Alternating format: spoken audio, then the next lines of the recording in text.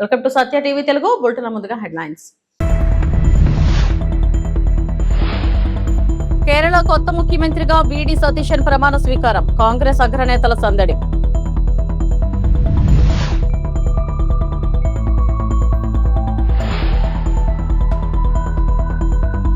Tirupati special sub జైలుపై హోంమంత్రి అనిత ఆకస్మిక తనిఖీ.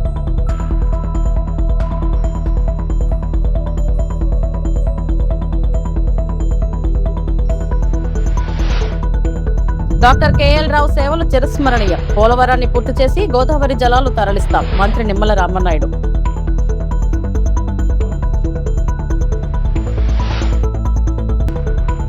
హైబ్రిడ్ కాంగ్రెస్ గా మారిన తెలంగాణ ప్రభుత్వం. జగదీష్ రెడ్డి విమర్శలు.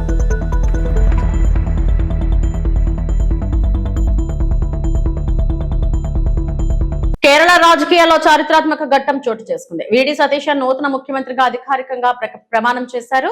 ఈ కార్యక్రమానికి కాంగ్రెస్ అగ్రనేతలు రాహుల్ గాంధీ, ప్రియాంక గాంధీ హాజరై ప్రత్యేక ఆకర్షణగా నిలిచారు. పార్టీ జాతీయ అధ్యక్షుడు మల్లికార్జున ఖర్గేతో పాటు తెలంగాణ ముఖ్యమంత్రి రేవంత్ రెడ్డి, ఉప ముఖ్యమంత్రి బట్టి విక్రమార్క కూడా పాల్గొన్నారు. ఈ ప్రమాణ స్వీకార వేడుకతో దక్షిణ భారతదేశంలో కాంగ్రెస్ పార్టీ బలం మరింత పెరిగిందనే చర్చ రాజకీయ వర్గాల్లో కొనసాగుతుంది.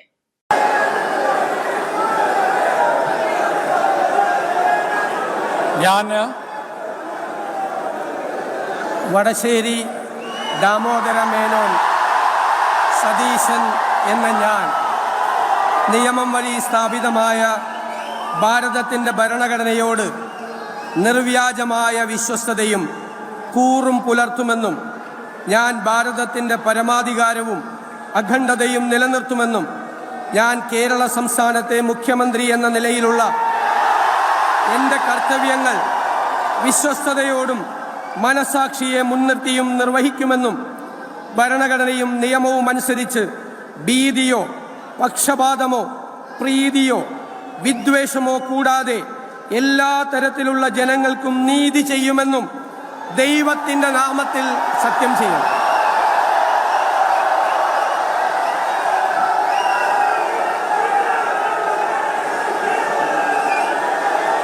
ഞാൻ വടശ്ശേരി ദാമോദര മേനോൻ സതീശൻ എന്ന ഞാൻ കേരള സംസ്ഥാനത്തെ മുഖ്യമന്ത്രി എന്ന നിലയിൽ എൻ്റെ പരിഗണനയിൽ കൊണ്ടുവരുന്നതോ എൻ്റെ അറിവിൽ വരുന്നതോ ആയ ഏതെങ്കിലും വിഷയം അങ്ങനെയുള്ള മന്ത്രി എന്ന നിലയിലുള്ള എൻ്റെ കർത്തവ്യങ്ങളുടെ മുറപ്രകാരമുള്ള നിർവഹണത്തിന് ആവശ്യമാകുന്നതൊഴികെ ഞാൻ ഏതെങ്കിലും ആൾക്കോ ആളുകൾക്കോ നേരിട്ടോ നേരിട്ടല്ലാതെയോ അറിയിച്ചു കൊടുക്കുകയോ വെളിപ്പെടുത്തി കൊടുക്കുകയോ ചെയ്യുകയില്ലെന്ന് ദൈവത്തിൻ്റെ നാമത്തിൽ സത്യം ചെയ്യുന്നു.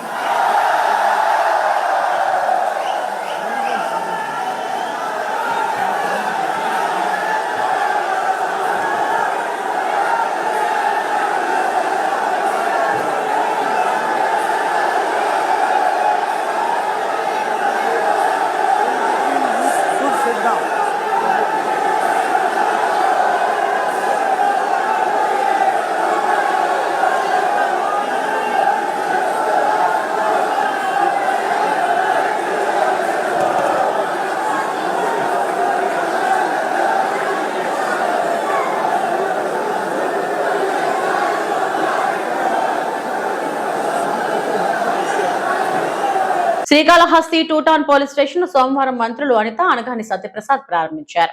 2.75 కోట్లతో ఈ పిఎస్ నిర్మించామని అనిత అన్నారు. 2008లో భూమి పూజ చేసి 2018లో శంకుస్థాపన జరిగినప్పటికీ గత ప్రభుత్వం దీనిని ఒక ఇటుక రాయి కూడా వేయలేకపోయిందన్నారు. ఇంధనం పొదుపుపై వైసీపీ నాయకుల తీరును ఆమె ఖండించారు.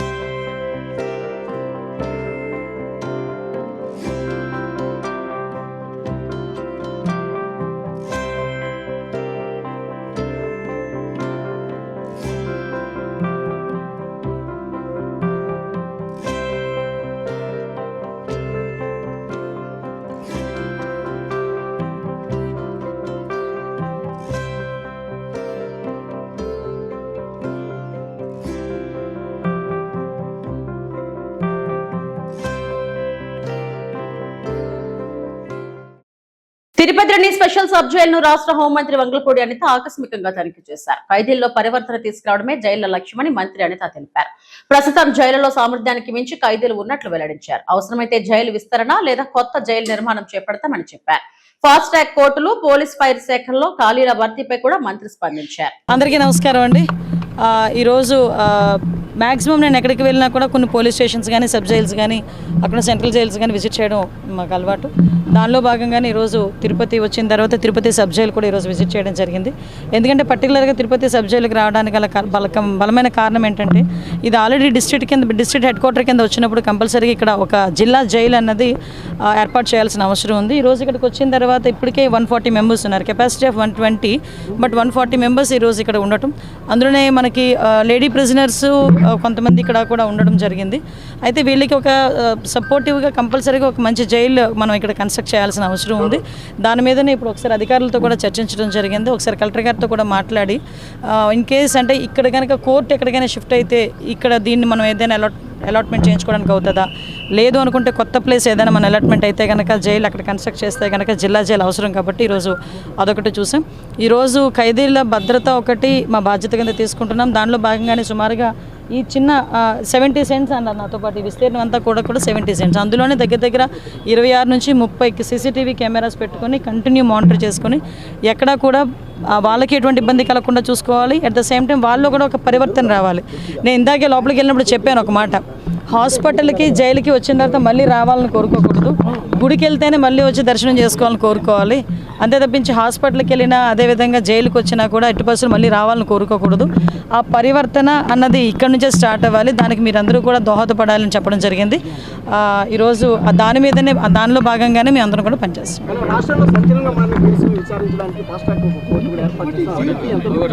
యాక్చువల్గా ఇప్పుడు ఏదైనా సంచలనమైన కేసులు ఉన్నాయనుకోండి, దానికి ఆల్రెడీ ఫాస్ట్ ట్రాక్ కోర్ట్స్ ఉన్నాయి, ఆ కోర్టులు నడుస్తున్నాయి. ఆ కోర్టులో ఎక్కడ ఇబ్బంది లేదు. ఇన్ కేసు అంతకు మించి ఏదైనా ఉన్నాయనుకున్నా కూడా కొత్త స్పెషల్ కోర్టులు ఏర్పాటు చేయడానికి గవర్నమెంట్ సిద్ధంగా ఉంది. ఏపీ రాష్ట్ర జలవనరుల శాఖ మంత్రి నిమ్మల రామానాయుడు జర్నలిస్టుల ఆరోగ్య బీమా ప్రీమియం చెల్లించి అభినందనలు అందుకున్నారు. పాలకొల్లు నియోజకవర్గానికి చెందిన అక్రిడేషన్ జర్నలిస్టుల కోసం ఆరోగ్య బీమా ప్రీమియం మొత్తాన్ని మంత్రి నిమ్మల రామానాయుడు తన వంతుగా చెల్లించారు.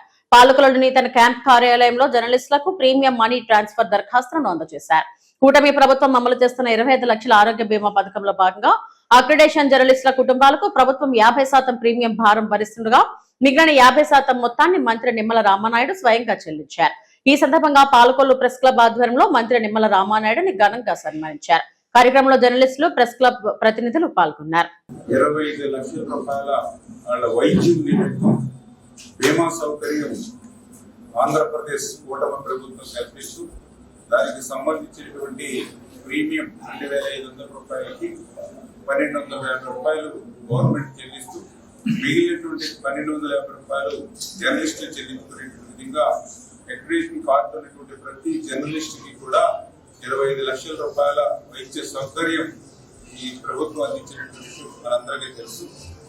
అటువంటి సందర్భంలో ప్రభుత్వం ఇచ్చేటువంటి 1250 రూపాయలకి తోడుగా జర్నలిస్టులు కట్టుకునేటువంటి 1250 రూపాయలు కూడా మీకు భారం కాకుండా ఆ 1250 రూపాయలు నేను మీ శాసనసభ్యుడిగా ఆ 1250 రూపాయలు నేనే మీ తరఫున చెల్లించి మీరు నిత్యం వార్తల ద్వారా కానీ సమస్యలు కానీ పరిష్కారానికి కృషి చేసేటువంటి మీ అందరికీ కూడా ఈ రకంగా నేను సేవ చేసుకునేటువంటి అవకాశం నాకు లభించిందని నేను భావిస్తూ మన పాలకొల్లు నియోజకవర్గంలో ఇట్లా అక్రిడేషన్ కార్డ్స్ ఉండి ఈ యొక్క స్కీమ్ లో ఉన్నటువంటి 26 మంది మీరందరికీ కూడా 1250 రూపాయలు మీ తరఫున నేను చెల్లించడానికి నాకు అవకాశం కల్పించినందుకు మీ అందరికి కూడా మరొకసారి ధన్యవాదాలు తెలియజేసుకుంటూ ఉన్నా. ఎందుకంటే నాకు కూడా మొదటి నుంచి మీ అందరికీ తెలుసు, జర్నలిస్ట్ అంటే ఒక గౌరవం, ఒక అభిమానం, ఒక ప్రేమ. సమాజంలో ఈ మానసికమైనటువంటి రుగ్మతలు కానీ ఆ సమాజంలో ఉన్నటువంటి సాంఘిక పరంగా లేకపోతే సామాజిక పరంగా ఆర్థిక పరంగా ఉన్నటువంటి ఇబ్బందులు ఏవైతే ఉంటాయో వాటన్నిటికీ ప్రభుత్వం దృష్టికి తీసుకెళ్లేటువంటి విధానంలో నిత్యం వార్తలే ఆహారంగా మీరు భావించి ఏ విధమైనటువంటి జీతభత్యాల గురించో లేకపోతే కష్టపడిన దానికి ప్రతిఫలం గురించో ఆలోచించకుండా వార్తే ఒక మనకి ఆహారంగా భావించేటి ఈ జర్నలిస్టుల యొక్క స్థితిగతులు కానీ ఇవన్నీ కూడా నాకు మొదటి నుంచి తెలుసు. నిత్యం ఈ సమాజం కోసం, ఎందుకంటే ఒక రకంగా నేను రాజకీయాల్లో ప్రజలకు సేవ చేయడానికి పదవి ద్వారా అవకాశం ఉంటే మీరు కూడా జర్నలిస్ట్ గా నాతో పాటు అటువంటి సేవ చేసేటువంటి పరిస్థితి మీ ద్వారా కూడా ఉంది ఈరోజు ఈ సమాజంలో. చేతనే అటువంటి సమాజానికి సేవ చేసేటువంటి జర్నలిస్ట్ కి కూడా మనం కూడా ఎప్పుడు అండగా ఉండాలని ఉద్దేశంతో మొదటి నుంచి కూడా ఎప్పుడు కూడా మీ అందరితో కలిసి మెలిసి పనిచేస్తూ ఉంటాం. భవిష్యత్తులో కూడా ఇట్లా ఎప్పుడు ఏ రకమైనటువంటి తోడ్పాటు నా నుంచి ఉన్న 100కి 100% మీ కుటుంబ సభ్యుడి మాదిరిగా 2010 12 7 నుంచి మనందరికీ పరిచయం, అంటే దగ్గర 20 సంవత్సరాలు మీకు మాకు అనుబంధం ఉంది. నేను ఎమ్మెల్యే కాకముందు నుంచి కూడా అంటే తప్పనిసరిగా ఎప్పుడు ఆ అనుబంధాన్ని గుర్తు పెట్టుకుని భవిష్యత్తులో కూడా పని చేస్తాము. ఎప్పుడు ఏ సమస్య ఉన్నప్పటికీ కూడా మీరు మీ కుటుంబ సభ్యుడిగా భావించి నా దగ్గరికి ఆ సమస్యను తీసుకొస్తే ఇమ్మీడియట్లీ, ఎందుకంటే మనకు రమణ గారు చెప్పారు, ఆంధ్రప్రదేశ్ శ్రీనివాస్ గారు కూడా చెప్పారు, ఇట్లా చేస్తే బాగుంటుంది అంటే ఇమ్మీడియట్లీ మనం చెయ్యాలి అని చెప్పాం. 100% మనం చెయ్యాలి అని చేత మనం అందరూ కూడా చేద్దామనే ఉద్దేశంగా ఈరోజు ఎవరైతే ఈ సభ్యులు ఉన్నారో వాళ్ళందరికీ కూడా మరి చెల్లించడం జరిగిందని చెప్పి తెలియజేసుకుంటూ రేపు భవిష్యత్తులో కూడా ఎప్పుడు కూడా మనందరం కూడా కలిసి మరి మీకు జర్నలిస్టులకి ఉన్నటువంటి ఏ రకమైన ఇబ్బందులు ఉన్నా అందరూ కుటుంబ సభ్యుడిగా ఉండాలని మరొకసారి తెలియజేసుకుంటున్నాం. దేశ ఇరిగేషన్ రంగంలో ప్రఖ్యాత ఇంజనీర్ డాక్టర్ కేఎల్ రావు సేవలు చిరస్మరణీయమని మంత్రి నిమ్మల రామనాయుడు అన్నారు. కేఎల్ రావు వర్ధంతి సందర్భంగా ఆయన చిత్రపటానికి నిమ్మల నివాళులు అర్పించారు. ఈ కార్యక్రమంలో irrigation special chief secretary Sashibhushan, ఈఎన్సీలు నరసింహమూర్తి, వరప్రసాద్ ఉన్నతాధికారులు పాల్గొన్నారు. హీరాకుడ్, శ్రీశైలం సాగర్ ప్రాజెక్టుల రూపకల్పనలో కేఎల్ రావు ప్రధాన పాత్ర పోషించారు. దేశంలో 50 ఏళ్ల క్రితమే నదులు అనుసంధానం ప్రతిపాదించారు. అనుసంధానాన్ని నాడు వాజ్పేయి, నేడు ప్రధాని మోడీ, సీఎం చంద్రబాబు ముందుకు తీసుకెళ్తున్నారు. పోలవరం ప్రాజెక్టును గాడిలో పెట్టి పుష్కరాల నాటికి పూర్తి చేసే లక్ష్యంతో పనిచేస్తున్నారు. ఈ ప్రాజెక్టు పూర్తి చేసి రాయలసీమ, ఉత్తరాంధ్రకు గోదావరి జలాలు తరలిస్తామని నిమ్మల అన్నారు.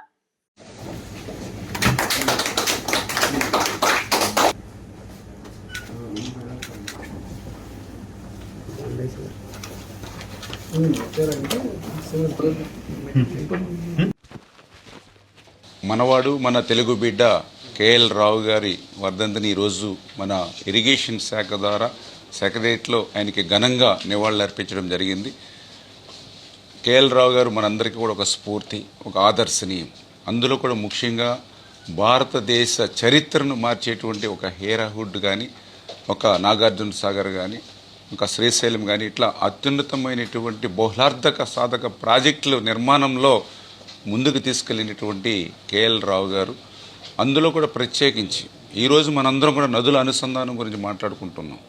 కానీ ఆయన అప్పట్లోనే భారతదేశంలో ఉన్నటువంటి కరువు కాటకాలు పోవాలి అని అంటే గంగా నది, మహానది, గోదావరి, కృష్ణ, కావేరి అంటే ఒక గార్లెండింగ్ ఆఫ్ రివర్స్ అనేది, నదుల అనుసంధానం అనేది ఆ రోజు మన తెలుగు బిడ్డ కేఎల్ రావు గారు ప్రతిపాదించారు అని అంటే అందుకే ఆయన మనకు ఒక స్ఫూర్తి, ఒక ఆదర్శనీయం అని చెప్పి తెలియజేసుకుంటూ, అటువంటి కేఎల్ రావు గారి స్ఫూర్తిని ఆ రోజు వాజ్పేయి గారు, మరి ఈరోజు నరేంద్ర మోడీ గారు, అందులో ముఖ్యంగా మన రాష్ట్ర ముఖ్యమంత్రి చంద్రబాబు నాయుడు గారు ఆ కేఎల్ రావు గారు అందించినటువంటి నదుల అనుసంధానాన్ని దృష్టిలో పెట్టి ఆ రోజు గోదావరి నుంచి కృష్ణాకి పట్టిసీమ ద్వారా మరి అనుసంధానం చేయడం ద్వారా 1300 కోట్ల రూపాయలు పట్టిసీమకు వెచ్చిస్తే ఈరోజు 5 సంవత్సరాల్లోనే 50,000 కోట్ల రూపాయలు సంపదను సృష్టించినటువంటి పరిస్థితి మనం పట్టిసీమ ద్వారా చూసాం. రేపు భవిష్యత్తులో కూడా ఈ యొక్క నదుల అనుసంధానాన్ని ముందుకు తీసుకెళ్లేటువంటి విధంగా కేఎల్ రావు ఆశించినటువంటి విధంగా ముందుకు తీసుకెళ్లేటువంటి విధంగా మన రాష్ట్ర ముఖ్యమంత్రి చంద్రబాబు నాయుడు గారు కూడా మరి ముందుకెళ్తున్నారనే విషయాన్ని కూడా ఈ సందర్భంగా తెలియజేసుకుంటూ ఉన్నాం. తెలంగాణ కాంగ్రెస్ ప్రభుత్వంపై మాజీ మంత్రి ఎమ్మెల్యే జగదీష్ రెడ్డి తీవ్ర విమర్శలు చేశారు.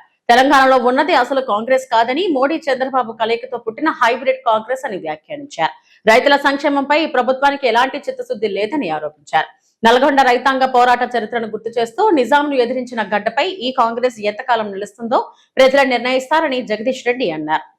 వచ్చిన తెల్లవారి నుంచి ఇప్పటి వరకు ఎట్లా దోసుకోవాలి, ఎట్లా దాచుకోవాలని ఆలోచన తప్ప ఈ జిల్లాలో ఉన్న మంత్రులకు, కాంగ్రెస్ ఎమ్మెల్యేలకు ఒక్కనాడంటే ఒక్కనాడు రైతు గురించో, కూలి గురించో, నిరుద్యోగ గురించో, ఇంకోరి గురించో ఆలోచన చేసింది లేదు, రివ్యూ చేసింది లేదు, మాట్లాడింది లేదు. నేను ఒక్కనన్నాడు ప్రతి సంవత్సరం ఒక్క వ్యవసాయ రంగం మీద ప్రతి జిల్లాలో 4 రివ్యూలు అవుతుండే, 3 జిల్లాలో 12 రివ్యూలు చేద్దాం. ఇద్దరు మంత్రులు కలిసి ఇప్పటి వరకు ఒక్క రివ్యూ కూడా చేయలేదు. కేవలం ఒకసారి వ్యవసాయ శాఖ మంత్రి వచ్చింది కాబట్టి వచ్చిర్రు. మొన్న 5 మంత్రులు కలిసి వచ్చిపోయారు, 4 కలిసి. వేరే వాళ్ళు వచ్చినాడు వచ్చుడు తప్ప, వాళ్ళు బోధమన్నందుకు వచ్చుడు తప్ప వీళ్ళకి జిల్లా పట్ల ఏమాత్రం సోయలేదు. ప్రత్యేకించి రైతాంగం పట్ల నాశనం అయిపోయి నడ్డి విరిగిపోయిన తెలంగాణ రైతాంగాన్ని, నల్గొండ జిల్లా రైతాంగాన్ని కేసీఆర్ కరెంట్ ఇచ్చి 24 గంటల కరెంటుతో అత్యంత ఎక్కువ లాభపడ్డ జిల్లా కూడా మన జిల్లానే. నల్గొండ జిల్లాలోనే అత్యధిక మోటార్లు ఉండే, 5 లక్షల మోటార్లు ఉండే, మోటార్ పంప్ సెట్లు ఉన్నది కేవలం నల్గొండ జిల్లాలోనే హైయెస్ట్. ప్రతిది కూడా రైతు తన కష్టంతో తన అప్పు చేసి వేసుకున్న బోర్లు తెచ్చుకున్న మోటార్లే. ఉచిత కరెంటుతో లాభపడ్డ జిల్లా కూడా నల్గొండ జిల్లానే. కాబట్టి ఇప్పటికైనా రైతాంగం అందరూ కూడా చైతన్యం కావాలి. కేవలం ఏదో సోషల్ మీడియాలో హీరో వాళ్ళు వచ్చి అడిగితే మాట్లాడటం కాదు. మళ్ళీ పాత రోజులు గుర్తు తీసుకొచ్చుకోండి. తెలంగాణ రైతాంగం కదిలితే ఏమైతుందో, ఆనాడు గంత పెద్ద మునగాడని సొంత మిలిటరీ ఉన్న నిజాంనే తరిమి కొట్టిన వాళ్లకు ఈ అడ్రస్ లేని కాంగ్రెస్ దేశంలో ఎక్కడ లేకుండా పోయి ఒక్కకాడ మిగిలిన కాంగ్రెస్, అది కూడా సగం కాంగ్రెస్, సగం చంద్రబాబు, సగం మోడీ ఏజీ. ఇవాళ ఈ కాంగ్రెస్ మోడీ చంద్రబాబులకు పుట్టిన హైబ్రిడ్ కాంగ్రెస్. మోడీ చంద్రబాబులకు పుట్టిన హైబ్రిడ్ కాంగ్రెస్ ఇవాళ తెలంగాణలో ఉన్న కాంగ్రెస్. ఒరిజినల్ కాంగ్రెస్ కార్యకర్తలు అందరూ కూడా బాధపడుతున్నారు. వాళ్ళు మన వైపే చూస్తున్నారు. ఈ హైబ్రిడ్ గాలితో ఉండే బదులు మీతోనే వస్తాం, రేపు కేసీఆర్ తోనే వస్తామని నాతో మాట్లాడుతూనే ఉన్నారు అందరు జిల్లాలో ఒరిజినల్ కాంగ్రెస్ కార్యకర్తలు అందరూ కూడా. ఈ హైబ్రిడ్ గాల పని పట్టాలి, రైతాంగం విముక్తి కావాలి. ఇవాళ ఉన్న ఈ రేవంత్ రెడ్డి నాయకత్వంలో ఉన్న కాంగ్రెస్ పార్టీని బొందబెట్టాలి, దాంతో ఆ ప్రభుత్వం నుంచి దించాలి. ఆ రోజే తెలంగాణ రైతాంగానికి విముక్తి లభిస్తుంది. దీనికి నల్గొండ జిల్లా నుంచే నాంది పలకాలి. ఈ ధర్నానే దానికి నాంది కావాలని చెప్పి కోరుకుంటూ జై తెలంగాణ. తెలంగాణ రాష్ట్రంలో ఎక్కడ చూసినా రైతుల కళ్ళల్లో కన్నీళ్లు కనిపిస్తున్నాయని మాజీ మంత్రి ఎమ్మెల్యే సబితా ఇంద్రారెడ్డి ఆవేదన వ్యక్తం చేశారు. పంటలు అమ్ముకునేందుకు రైతులు మండు టెండర్లో ప్రాణాలు కోల్పోతున్నారని అన్నారు. ఇప్పటి వరకు సీఎం రేవంత్ రెడ్డి వరి, మొక్కజొన్న కొనుగోళ్లపై సమీక్ష కూడా నిర్వహించలేదని విమర్శించారు. ఏ పంట ఎంత సాగైంది, ఎంత దిగుబడి వస్తుంది, ఎంత కొనుగోలు చేయాలి అనే లెక్కలు కూడా కాంగ్రెస్ ప్రభుత్వానికి లేవని ఆరోపించారు. సీఎం రేవంత్ రెడ్డి సొంత నియోజకవర్గమైన కొడంగల్లోనే పరిస్థితి దారుణంగా ఉందని, అక్కడే ఇలా ఉంటే రాష్ట్ర వ్యాప్తంగా రైతుల పరిస్థితి ఎలా ఉందో అర్థం చేసుకోవచ్చని అన్నారు. మేము వస్తేనే కొనుగోలు చేస్తారా, రైతులు ప్రతిరోజు కొనుగోలు కేంద్రాల చుట్టూ తిరగాలా అని ప్రశ్నించారు. పరిస్థితి మారకపోతే కొడంగల్ రైతులు సీఎం క్యాంప్ కార్యాలయం ముందు ధాన్యం పోసి నిరసన తెలుపుతారని సబితా ఇంద్రారెడ్డి హెచ్చరించారు. సంతోషం. ఒక్క కొడంగల్ నియోజకవర్గానికి 25 లక్షల గంజి బ్యాగులు సంచులు అలాట్ చేసినామన్నారు కదా, మరి రైతులకు ఎందుకు కష్టం వస్తుంది? ఈరోజు చూస్తే 20,000, 40,000 బస్తాలు ఇచ్చిందట. కొన్ని బస్తాలన్నా ఫ్రీగా ఇస్తుందంటే లేదు. కేసీఆర్ ఉన్నప్పుడు ఫ్రీగా బస్తాలు ఇస్తుండే. ఇప్పుడు 50 రూపాయలు బస్తాకి, అంటే 5,000 పెడితే గానీ 100 బస్తాలు ఇస్తలేరట. ఎందుకు రైతులు దానికి పే చేయాలనేది దయచేసి రేవంత్ రెడ్డి గారు ఒకసారి ఆలోచించండి. ముఖ్యమంత్రి గారు ఎన్నికల కన్నా ముందు ఎన్నో హామీలు ఇచ్చినాడు. అవి సాధ్యం కాదని తెలిసిన కేసీఆర్ గారిని ఎట్లా బదలాం చేయాలనే ఆలోచనతో, రైతులను ఎట్లా మోసం చేయాలనే ఆలోచనతో ఎన్ని హామీలు ఇచ్చినా మనం అందరం చూస్తున్నాం. ఇదే కాకుండా తూకం చేస్తున్నప్పుడు క్వింటాల్ కి 13 కిలోల ధాన్యం తీస్తుందని చెప్తా ఉన్నారు. 10 కిలోలు వీళ్ళు తీస్తే 3 కిలోలేమో రైస్ మిల్స్ వాళ్ళు తీస్తున్నారు. 13 కిలోల తరుగు తీస్తుందని చెప్తా ఉన్నారు. రేవంత్ రెడ్డి గారికేమో సంచులకి డబ్బులు ఇవ్వాలి, అక్కడేమో తరుగు తీయబట్టి రోడ్ల మీద ఎండబెట్టి అవి ఊడ్చి చేసే లోపలనే అలా ఆడకొంత పోతా ఉంటాయి. వర్షం వస్తే అడ్డుపోతా ఉంది. హమాలీలకు సంబంధించి కూడా ఇబ్బంది, లారీలు రావు. మరి రైతు ఏం చేయాలో ఒకసారి చెప్పాల్సిన అవసరం ఉంది రేవంత్ రెడ్డి గారికి. ఎందుకంటే కొడంగల్లోనే ఈ పరిస్థితి ఉంటే రాష్ట్రంలో పరిస్థితి ఏంటి? ఇప్పుడు ఒక రైతు ఇచ్చాడు నాకు ఇది. కొడంగల్లో వేరుశెనగలు అమ్మితే దాంట్లో కూడా స్కామ్ చేశారని. ముఖ్యమంత్రి గారి నియోజకవర్గంలోనే ఈ పరిస్థితి ఉంటే రైతుల పరిస్థితి రాష్ట్రంలో ఎట్లుంది అనేది ఖచ్చితంగా ఆలోచించాల్సిన అవసరం. ప్రైవేట్ వాళ్ళకి నమ్మకండి, ప్రైవేట్ వాళ్ళకి అమ్ముకోవద్దు. కొనకపోతే ప్రభుత్వం కొనకపోతే కొడంగల్ క్యాంప్ ఆఫీస్ కూడా పోతాం. అన్ని ఎందుకు అసలు అన్ని తీసుకురావడం పోతాం. కొంటారా కొనండి, వారం రోజులలో మళ్ళీ వర్షాలు వస్తాయి. అంత లోపల కొనకపోతే రైతన్నలందరూ బండి కట్టుకొని తీసుకొని పోయి ఏడవస్తాము. ముఖ్యమంత్రి గారు క్యాంప్ ఆఫీస్ దగ్గర కుత్బుల్లాపూర్ లోని ఐడిపిఎల్ హెచ్ఎండబ్ల్యూ ఎస్ఏఎస్పి వాటర్ వర్క్స్ ముందు ఎమ్మెల్యే కేపీ వివేకానంద గౌడ్ ఆధ్వర్యంలో మహిళలు ఖాళీ బిందెలతో నిరసన చేపట్టారు. తీవ్ర నీటి సమస్యను వెంటనే పరిష్కరించాలని డిమాండ్ చేశారు. ఈ సందర్భంగా వివేకానంద గౌడ్ మాట్లాడుతూ బీఆర్ఎస్ ప్రభుత్వ హయాంలో కేసీఆర్ అనేక రిజర్వాయర్లు నిర్మించి ప్రతి ఆడబిడ్డ నీటి కష్టాలను తీర్చారని అన్నారు. రేవంత్ సర్కార్ వచ్చిన తర్వాత ప్రతి కాలనీ బస్తీ తీవ్ర నీటి సమస్యతో ఇబ్బందులు పడుతుందని విమర్శించారు. ఇళ్లలోని నీటి పైపుల్లో ప్రెషర్ లేకపోయినా రేవంత్ రెడ్డి మాటల్లో మాత్రం గాలి ఎక్కువగా ఉందని ఎద్దేవా చేశారు. గాలి మోటార్లో బ్యాగులు తీసుకుని ఢిల్లీకి వెళ్లడం కాదు, ప్రజలకు నీళ్లు అందించేందుకు రిజర్వాయర్ల చుట్టూ తిరగాలి అంటూ రేవంత్ రెడ్డిపై విమర్శలు గుప్పించారు. రాకముందు పరిస్థితులు మళ్ళీ కనపడుతూ ఉన్నాయి, మళ్ళీ ఉత్పన్నం అవుతా ఉన్నాయి. ఈ సమస్యలు ఇప్పుడిప్పుడే వస్తా ఉన్నాయి. నీళ్లు లేవు, వచ్చే నీళ్లు కూడా అరకొర వస్తా ఉన్నాయి, ప్రెజర్ లేదు. అదేమంటే మీదికెళ్ళి నీళ్లు రావట్లేదని చెప్పేసి అధికారులు ఇబ్బంది పడే పరిస్థితి ఉన్నది. ఈరోజు ముఖ్యమంత్రి గారేమో గాలి మోటార్లు తిరుగుకుంటా గాలి మాటలు మాట్లాడుతున్నాడు తప్ప ప్రజల సమస్యలు పట్టించుకున్న పాపన పోతలేడు. అరే ఉన్న నగరాన్ని గాలి కొదిలిపేసి ఉన్న నగరాన్ని ఫ్యూచర్ లేకుండా చేసి ఉన్న సిటీకి ఫ్యూచర్ లేకుండా చేసి లేని సిటీ గురించి ఫ్యూచర్ గురించి మాట్లాడుతూ ఉన్నాడు ఈ ముఖ్యమంత్రి. గతంలో ట్యాంకర్లు ఉంటుండే కేసీఆర్ గారు రాకముందుకు. కేసీఆర్ గారు వచ్చిన తర్వాత ట్యాంకర్లు బంద్ అయిపోయినాయి. తెలుసుగా ట్యాంకర్లు చూసామా మనం? ట్యాంకర్లు బంద్ అయిపోయినాయి. మళ్ళీ ఈయన వచ్చిండు మన ట్యాంకర్లు కనబడుతున్నాయి. ట్యాంకర్లు దొరుకుతలేవు అవి కూడా. ఈ యొక్క మున్సిపల్ అడ్మినిస్ట్రేషన్ శాఖ వారి దగ్గరనే పెట్టుకున్నాడు. కాబట్టి దీని గురించి ప్రత్యేక శ్రద్ధ వహించాల్సిన ముఖ్యమంత్రి గాలికి వదిలేశాడు. కాబట్టి ఆయన కళ్ళు తెరవాలనే ఉద్దేశంతోనే ఈ రోజు మనం ఈ ధర్నా కార్యక్రమం చేపట్టినాము. ఈ సమస్య కూడా పరిష్కారం కాకపోతే రాబోయే రోజుల్లో ఖచ్చితంగా ముఖ్యమంత్రి రేవంత్ రెడ్డి గారు జూబ్లీహిల్స్ ఇల్లు ముట్టడి చేస్తామని చెప్పి హెచ్చరిస్తామని చెప్పి సందర్భంగా ఈరోజు కుత్బుల్లాపూర్ నియోజకవర్గంలో మరి యొక్క జలమండలి కార్యాలయం దగ్గర మరి పెద్ద ఎత్తున నిరసన కార్యక్రమాన్ని చేపట్టడం జరుగుతా ఉన్నది. కేవలం ఇది ప్రభుత్వం యొక్క కళ్ళు తెరిపించాలనే ఉద్దేశంతో చేపట్టిన కార్యక్రమం ఇది. మరి గతంలో కేసీఆర్ గారి హయాంలో ఏ ఒక్క ఆడబిడ్డ కూడా బిందె పట్టుకుని రోడ్డు మీకు రావద్దనే ఉద్దేశంతో మిషన్ పేరు కార్యక్రమాన్ని తీసుకుని మరి హైదరాబాద్ శివారులో సుమారు 2,000 కోట్ల రూపాయలతోని మరి వాటర్ లైన్స్ వేసుకుని పెద్ద ఎత్తున రిజర్వాయర్లు కట్టుకున్నాం. మరి కేసీఆర్ గారు ఉన్న రోజులు తాగునీటి సమస్య లేదు. ప్రజలు చాలా సంతోషంగా సంతృప్తికరంగా నీటి సరఫరాతోని మరి సంతోషంగా ఉండే. కానీ ఈ యొక్క కాంగ్రెస్ ప్రభుత్వం అధికారంలోకి వచ్చి దాదాపు 2.5 సంవత్సరాలు కావస్తా ఉన్నది. మేము 24 గంటలు నీళ్ళు ఇస్తామని చెప్పేసి హామీలు ఇచ్చినది. 24 గంటలు దేవుడు ఎరుగు, వచ్చే నీళ్లు కూడా సరిగా రాని పరిస్థితి రోజు హైదరాబాద్ నగరంలో దాపరించిందని చెప్పి సందర్భంగా మనవి చేస్తా ఉన్నాను.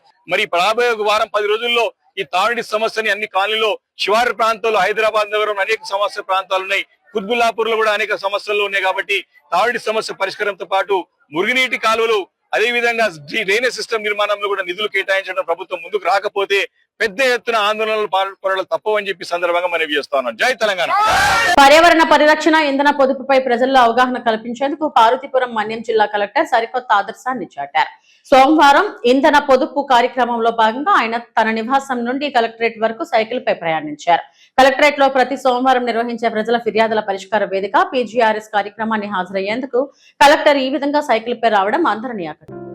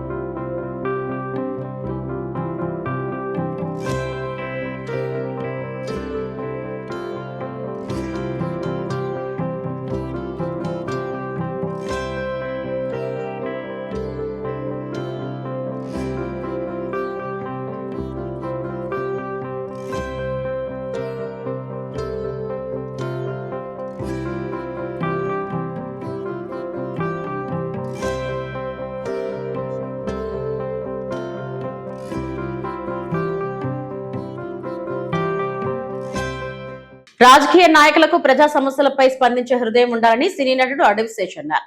అలాంటి లక్షణాలు ఉప ముఖ్యమంత్రి పవన్ కళ్యాణ్ లో తాను చూశానని చెప్పారు. కూటమి ప్రభుత్వంలో పవన్ కళ్యాణ్ 2 ఏళ్ల పదవీ కాలంపై ఆయన ఓ స్పెషల్ వీడియోను విడుదల చేశారు. సమస్య విన్న వెంటనే స్పందించే తత్వం పవన్ సొంతమని, అందుకే తన దృష్టిలో ఆయన గొప్ప నాయకుడని కొనియాడారు. హాయ్ గైస్, నేను మీ అడ్విశేష్. మనందరం మన నాయకుల నుంచి కోరుకునేది వాళ్ళకి ఒక స్పందించే హృదయం ఉండాలని. అలాంటి స్పందించే హృదయం అందరికన్నా ఎక్కువ నేను పవన్ కళ్యాణ్ గారిలో చూశాను.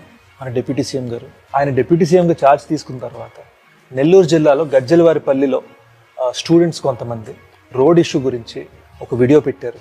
వాళ్ళు వీడియో పెట్టిన మరుక్షణం అసలు మనందరికీ ఆ వీడియో రీచ్ అయ్యే లోపు పవన్ కళ్యాణ్ గారు దాన్ని స్పందించారు అండ్ ఇమ్మీడియట్గా ఆ ప్రాబ్లమ్ని సాల్వ్ చేయడానికి స్టెప్స్ తీసుకున్నారు. చిలకలూరుపేటలో శారదా హై స్కూల్లో మెగా పేరెంట్ టీచర్స్ మీట్, అక్కడికి పవన్ కళ్యాణ్ గారు వెళ్ళటం జరిగింది. అక్కడికి ఆయన వెళ్ళినప్పుడు పిల్లలు వాళ్ళ కంప్యూటర్ ల్యాబ్లో మంచి computers, up to date computers ఉంటే బాగుంటుందన్నారు. ఇంకా వాళ్ళ లైబ్రరీకి కూడా ప్రత్యేకమైన బుక్స్ అడిగారు. 9 రోజులు తిరగకుండానే 25 కొత్త computers and complete library upgrade Pawan Kalyan గారు చేశారు. పవన్ కళ్యాణ్ గారు నాకు కెరీర్ బిగినింగ్ నుంచి ఇష్టం అని, ఆయన ఇప్పుడు ఒక గొప్ప లీడర్ అయ్యారు. మన డిప్యూటీ సీఎం గారికి అండ్ గవర్నమెంట్కి keep up the good work and good luck. Srikalahasti పట్టణంలో ఆర్డీఓ కార్యాలయం వద్ద శ్రీకాళహస్తిలో ప్రత్యేక రాజ్యాంగం అమలవుతుందంటూ వైసీపీ నేతలు ఆగ్రహం వ్యక్తం చేశారు. ట్రస్ట్ బోర్డు మాజీ చైర్మన్ అంజూరు తారక శ్రీనివాసులు మాట్లాడుతూ బియ్యపు పవిత్రారెడ్డి ఆధ్వర్యంలో ఆర్డీఓ ఆఫీస్ వద్ద ఇంధన ధరలు తగ్గించాలని నిరసన చేపట్టి అధికారులకు వినతిపత్రం అందజేశారు. పెరిగిన ఇంధన ధరలతో నిత్యావసర వస్తువుల ధరలు పెరుగుతున్నాయని ఆందోళన వ్యక్తం చేశారు. వైసీపీ బ్యానర్లు తొలగించారని ఆరోపిస్తూ కమిషనర్ పై మండిపడ్డారు. ఈ కార్యక్రమంలో ఎమ్మెల్యే కుమార్తె పవిత్రారెడ్డి, కంటా ఉదయ్, వైసీపీ నాయకులు, కార్యకర్తలు పాల్గొన్నారు. రాష్ట్ర మాజీ ముఖ్యమంత్రి వర్యులు జగన్మోహన్ రెడ్డి గారి పిలుపు మేరకు శ్రీకాళహస్తి నియోజకవర్గ సమన్వయకర్త, మాజీ ఎమ్మెల్యే మిత్రులు బియ్యపు మసూద్ రెడ్డి గారి సూచనలతో ఆర్డీఓ ఆఫీస్ దగ్గర నిరసన కార్యక్రమం చేయడం జరిగింది. ఈ రాష్ట్రంలో పెట్రోలు, డీజిల్ ధరలు అటు కర్ణాటకతో పోల్చుకున్నా, తమిళనాడుతో పోల్చుకున్నా, తెలంగాణతో పోల్చుకున్నా 4 రూపాయలు ధరలను పెంచడమే కాకుండా రోడ్డు డెవలప్మెంట్ సెస్ అని చెప్పి ఇంకొక రూపాయి కూడా అదనంగా పెంచుతూ ఉన్నారు.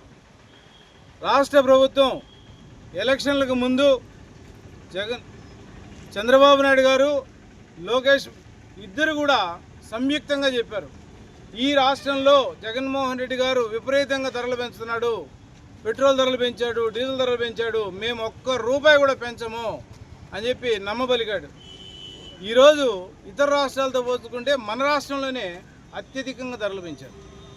3,391 కోట్ల రూపాయలు పెట్రోలు ద్వారా, డీజిల్ ద్వారా ఈ రాష్ట్ర ప్రభుత్వంలో ఉండే ప్రజల మీద ఆర్థిక భారాన్ని మోపుతున్నారు.